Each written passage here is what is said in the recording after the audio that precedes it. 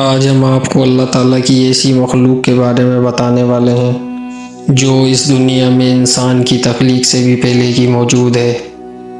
اور وہ کس طریقے سے اللہ کے نبی صلی اللہ علیہ وآلہ وسلم پر ایمان لے کر آئی، اور قرآن کو سن کر انہوں نے اپنے قبیلے کو کیا میسج دیا، اور قرآن کے بارے میں ان کی کیا رائے تھی۔ میں بات کر رہا ہوں جنات کی، اور قرآن کی ایسی ایک سورت کی جس کا نام ہی اس مخلوق کے اوپر ہے، سورہ جن کی۔ صحیح مسلم کی حدیث سے عبداللہ ابن عباس فرماتے ہیں کہ چند صحابہ اکرام کے ساتھ اللہ کے نبی کا بازار عکاظ سے گزر ہوا۔ وہاں پر اللہ کے نبی علیہ السلام نے نخلا کے مقام پہ صبح کی نماز پڑھائی۔ وہاں سے جنوں کی ایک جماعت کا گزر ہو رہا تھا، تو وہ قرآن کی تلاوت سن کر وہاں پر رک گئے اور اسے غور سے سننے لگے۔ آپ کو یہ بتاتا چلوں کہ جنوں کی جماعتوں نے 2 مرتبہ قرآن سنا ہے۔ اللہ تعالیٰ نے 2 مرتبہ قرآن کے اندر اسے کوڈ کیا ہے۔ ایک طائف کے مقام پہ جب اللہ کے نبی تبلیغ کرنے طائف گئے تھے تو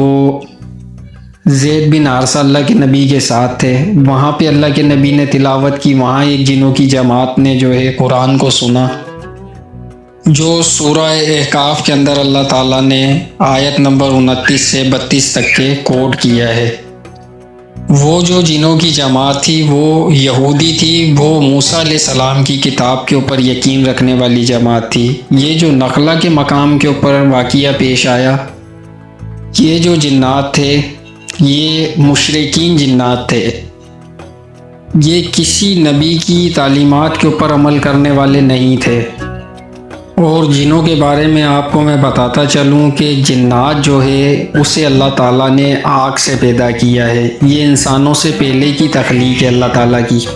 اور اس کے بارے میں اللہ تعالیٰ نے قرآن میں کئی مقامات کے اوپر فرمایا ہے کہ جنوں کو میں نے آگ سے پیدا کیا ہے۔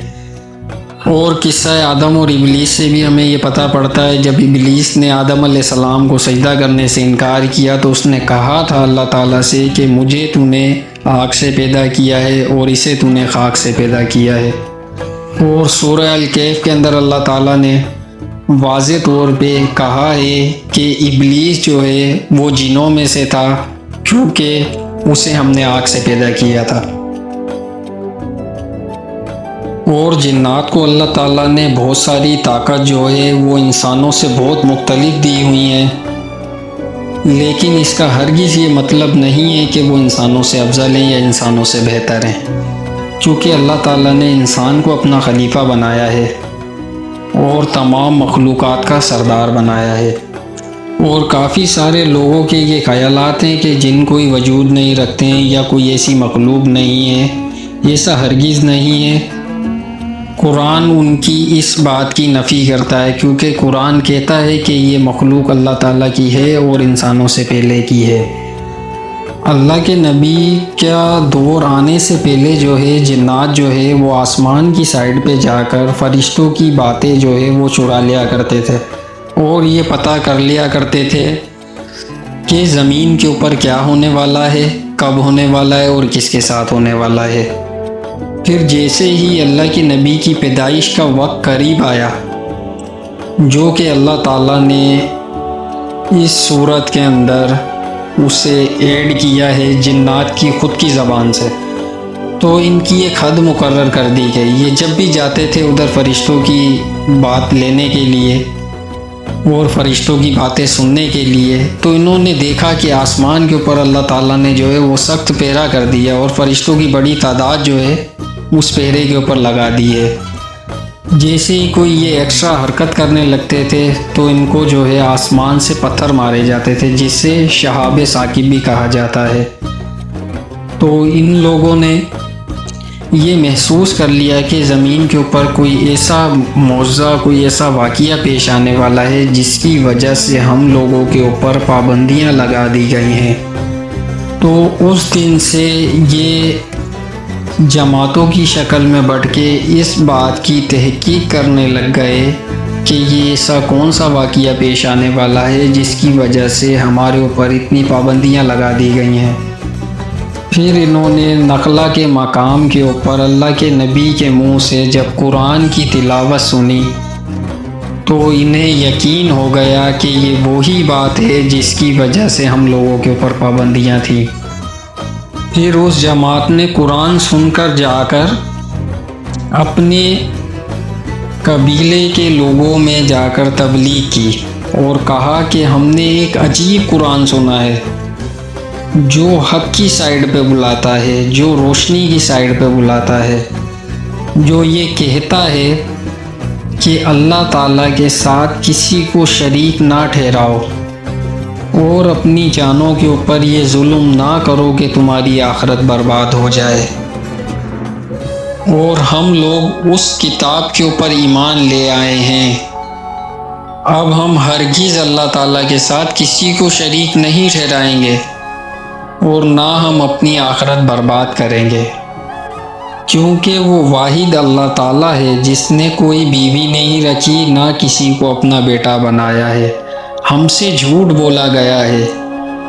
اور ہمیں ان لوگوں نے جھوٹ بولا ہے جو علم رکھتے تھے ہمارے بیچ میں اور اللہ تعالیٰ کے بارے میں خلاف ناحق باتیں کیا کرتے تھے،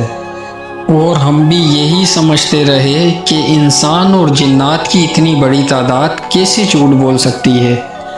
اور وہ کیسے ناحق بات کر سکتی ہے۔ یہ ساری باتیں ان جنات کی ہیں جو اللہ تعالیٰ نے سورہ جن کے اندر کوڈ کی ہیں، آیت نمبر 2 سے لے کر آیت نمبر 15 تک کے۔ چونکہ عرب کے جو مشرکین لوگ تھے وہ جنات سے جو ہے پناہ طلب کیا کرتے تھے اور ان کی پوجا کیا کرتے تھے اور انہیں اللہ تعالیٰ کے برابر شریک ٹھہرایا کرتے تھے، جس کی وجہ سے جنات کے اندر غرور پیدا ہو گیا تھا۔ پھر وہ جنات اپنے سے کم علم جناتوں کو بھڑکایا کرتے تھے اور انہیں شرک کی سائیڈ پہ لگا دیا کرتے تھے۔ اس طرح ایک بہت بڑی جماعت جنوں کی اللہ کے نبی کے اوپر ایمان لے کر آئی اور انہوں نے ہدایت پایا۔ یہ واقعہ جو ہے یہ طائف کے واقعے سے بالکل الگ ہے۔ طائف کا جو واقعہ پیش آیا تھا وہ 10 ہجری کو پیش آیا تھا، ہجرت سے 3 سال پہلے، اور یہ جو واقعہ پیش آیا تھا یہ نبوت کے سٹارٹ میں ہی پیش آیا تھا۔ تو جنات جو ہیں وہ اللہ تعالیٰ کی ایک مخلوق ہیں اور بہترین مخلوقات میں سے ایک مخلوق ہیں، اور ان میں بھی کچھ اچھے لوگ ہوتے ہیں، کچھ برے لوگ ہوتے ہیں، جس طریقے سے انسانوں میں بھی اچھے لوگ ہوتے ہیں اور برے لوگ ہوتے ہیں۔ یہ تھا جنات کے ایمان لانے کا واقعہ جو اللہ تعالیٰ نے قرآن کے اندر سورہ جن میں کوڈ کیا ہے